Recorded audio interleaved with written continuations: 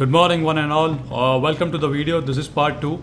So in the last video I gave you an introduction about all the storage on the client side.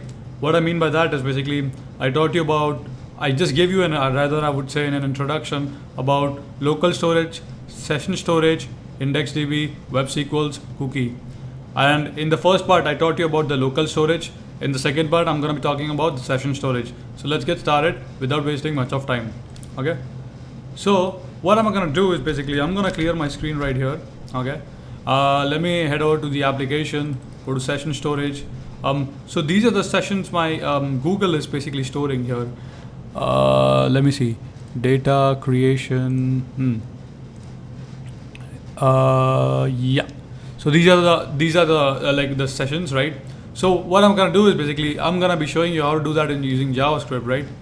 So the way to use it basically is let's say you wanna add a value to a session, right? So it's pretty easy. It's not that complicated. All you would do is basically you would say session storage, give a variable name. I'm gonna say hey session storage, store a name, and the value would be a string. I'm gonna say store it as Somil Shah.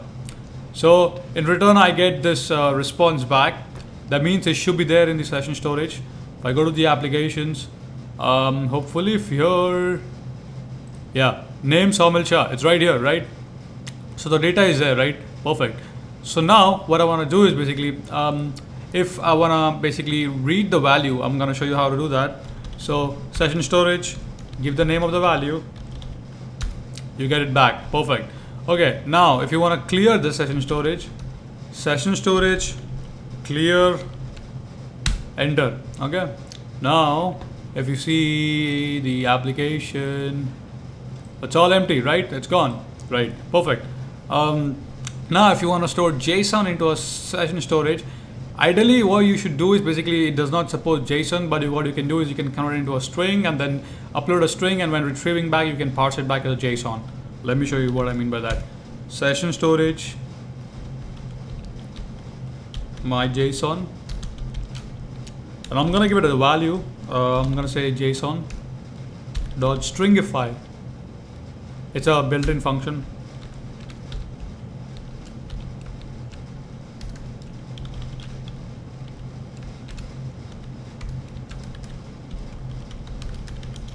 So if I try to run this, hopefully you should see. If I go to the applications, sure enough your JSON is here.